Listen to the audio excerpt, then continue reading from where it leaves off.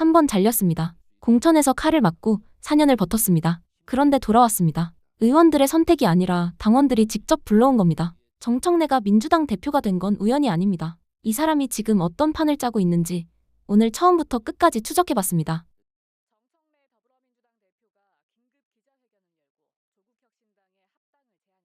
조국혁신당에게 제안합니다. 우리와 합칩시다. 이재명 정부의 성공, 지방선거의 승리가 시대의 정신입니다. 6.3 지방선거를 따로 치를 이유가 없습니다. 박수현 수석 대변인은 정청래 대표와 조국 대표가 합당 문제에 대해 여러 차례 교감해왔고 어제 오후 민주당의 합당 제안 발표에 합의했다고 설명했습니다. 조국 대표는 이재명 정부 성공과 정권 재창출이란 목표에 동의한다면서도 국민 뜻을 살펴 결정하겠다며 신중한 입장을 보였습니다. 민주당 최고위원들도 회견 20분 전에 합당 제안을 알게 된 걸로 전해진 가운데 SNS에선 의원들의 의견이 속속 나왔습니다. 이현주, 황명선 그리고 강득구 최고위원은 당원이 뽑은 지도부와 소통하고 합의하는 과정을 거치지 않았다고 정 대표의 합당 추진 절차에 문제를 제기했습니다. 박홍근 의원도 사전 절차 없이 최고위에 일방 통보하고 발표한 건 매우 독단적으로 비춰질 수 있다고 언급했습니다. 반면 박지원 의원과 최민희 의원은 합당 제안을 지지한다고 밝혔습니다. 박수현 수석 대변인은 지금은 제안만 한 수준이고 전당원 토론과 투표, 전당대회를 거칠 거라며 진화에 나섰습니다. 당의 주인인 당원들께서 정해진 절차에 따라서 차분하게 집단 지성을 가지고 토론에 나가게 될 것이고 당원이 하라고 하면 하는 것이고 하지 말라고 하면 하지 못하는 것이다. 한편 홍익표 청와대 정무수석은 합당 제안 전에 정 대표가 알려왔다고 밝히면서 양당의 통합은 이 대통령의 평소 지론이라고 말했습니다. 당대표께서 회의를 정회하시겠습니다. 한 말씀 추가하겠습니다. 당에서 벌어지고 있는 모든 일의 최종 책임은 당대표인 저에게 있습니다. 당에서 벌어지는 일에 대해서 공은 당원들에게 돌리고 과는 제가 안고 갑니다. 이번 특검 추천 관련해서도 마찬가지입니다. 최종 책임은 저에게 있습니다. 이번 특검 추천 사고를 보면서 그동안의 관행을 좀 고쳐야 되겠다 이런 생각이 들었습니다. 저도 특검 추천을 한 적이 있습니다만 좋은 사람이 있으면 원내 지도부에 추천하고 원내 지도부에서 그 사람을 낙점하고 추천하는 방식이었습니다. 여기에 빈틈이 좀 많이 있었던 것 같습니다. 따라서 앞으로는 당에 설치되어 있는 인사추천위원회가 있습니다. 예를 들면 박미통이 상임위원, 비상임위원을 추천하는 데서 인사검증을 철저하게 합니다. 특검은 이상하게 그런 절차를 생략하고 이루어졌던 관행이 지금까지 있었는데 앞으로는 특검 또한 이런 철저하게 인사추천위원회에서 검증하고 그리고 올바른 사람인지 토론하고 그래서 최고위로 또 올라와서 다시 한번 점검하고 이렇게 해서 이번과 같은 이런 인사사고를 막도록 시스템을 정비하도록 하겠습니다. 이번 일에 대해서 당대표로서 어제 대통령께 누를 끼쳐 송구하고 죄송스럽다라고 사과를 드렸습니다. 오늘 다시 한번 대통령께 누를 끼쳐드린 점에 대해서 대단히 죄송하다라고 다시 한번 사과의 말씀 드립니다. 회의를 정의하겠습니다.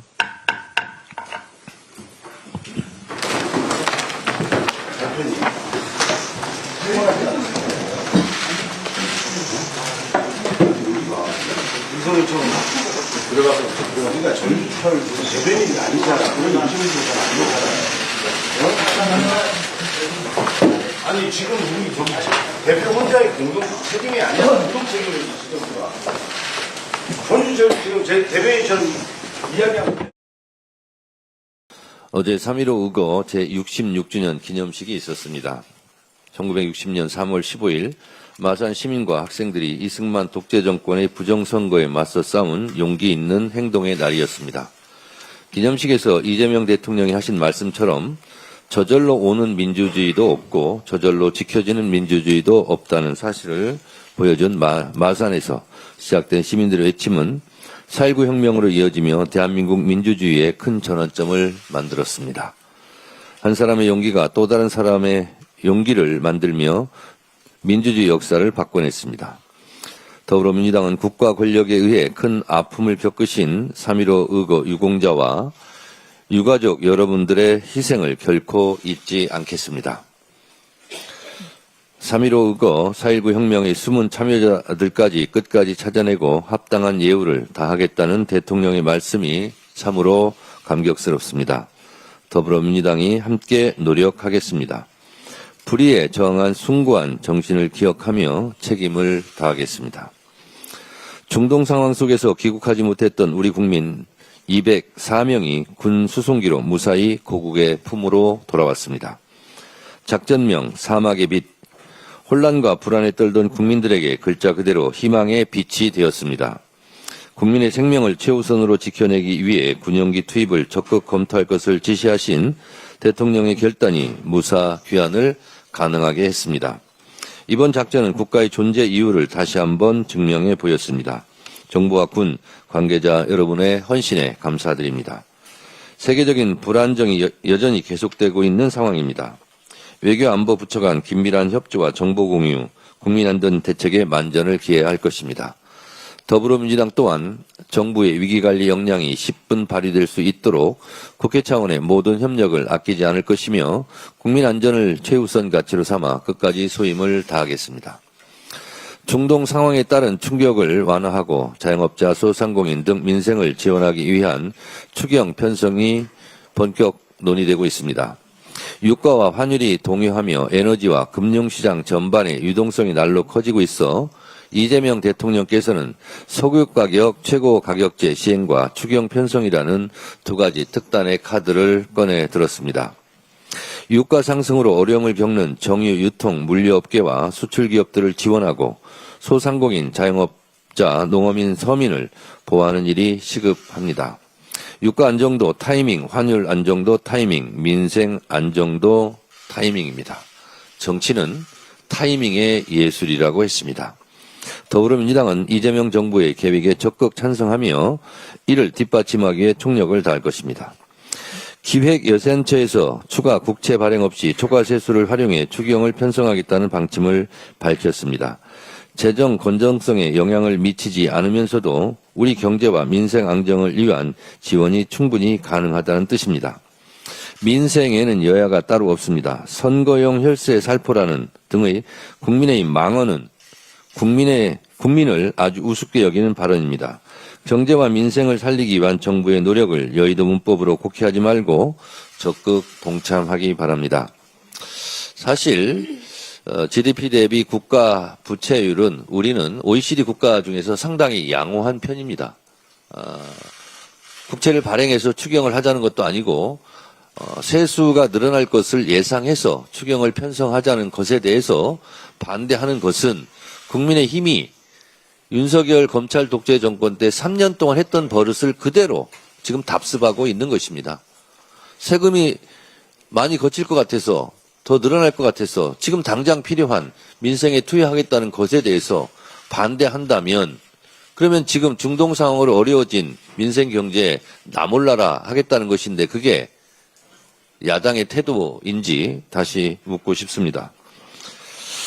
지금처럼 대외 여건이 복잡한 때일수록 국회가 나서서 경제와 민생 전반에 미칠 충격을 줄이기 위해 방파제 역할을 다해야 합니다.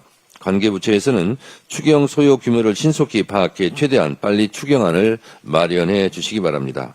국회도 정부의 추경안이 제출되는 즉시 심사에 착수하겠습니다. 역대 가장 빠른 추경안 처리가 작년 5월이었는데 국회에 제출된 지 10일 만에 이루어졌습니다. 이번에도 최대한 속도를 내서 이 기록을 깰 수 있도록 이를 통해 역대 가장 빠르게 추경 집행이 되고 민생이 안정될 수 있도록 만전을 다하겠습니다. 누차 말씀드리지만 검찰개혁은 이재명 정부와 민주당의 깃발이자 상징입니다. 법조항 하나하나도 중요하고 수사와 기소의 분리라는 대원칙을 지키는 것도 중요합니다. 검찰개혁은 여타의 다른 개혁과는 질적으로 다른 상징성을 갖고 있습니다. 검찰개혁을 입에 올리면 자연스럽게 우리는 고 노무현 대통령의 죽음이 떠오릅니다. 검찰개혁은 70년간 검찰이 무소불위로 휘둘렀던 권력을 민주주의 원칙에 맞게 재배치하자는 것입니다. 이것은 당연한 민주주의의 원리입니다. 검찰개혁은 70년 넘게 수사권, 기소권, 영장 청구권, 집행권 등 수사 개시권, 수사 지휘권, 수사 종결권 등 모든 권력을 가지고 무소불위의 독점 권력을 휘둘러온 검찰 권력을 민주주의 원칙에 맞게 권력 분산과 견제와 균형의 원리를 적용하자는 것입니다. 절대 독점은 절대 부패합니다. 검찰개혁의 원칙이 지켜질 수 있도록 당정청이 심도 있게 조율하고 있습니다. 지난 토요일 고 이해찬 대표님의 전 총리님의 49제였습니다. 저도 추도사를 했습니다. 고 이해찬 총리의 말씀처럼 진실하고 성실하고 절실한 마음으로 빠른 시간 안에 결과물을 내올 수 있도록 최선의 노력을 다하겠습니다. 쉬운 길이었다면 정청래가 아니었을 겁니다. 컷오프, 자숙 요구, 막말 낙인까지 다 맞고도 여기까지 왔습니다. 당원들이 그를 선택한 건 그냥 좋아서가 아닙니다. 뭔가 해줄 것 같아서였죠. 그 기대에 부응할 수 있을지 앞으로가 진짜 시작입니다. 이 영상에 공감하셨다면 구독과 좋아요 정중히 부탁드립니다.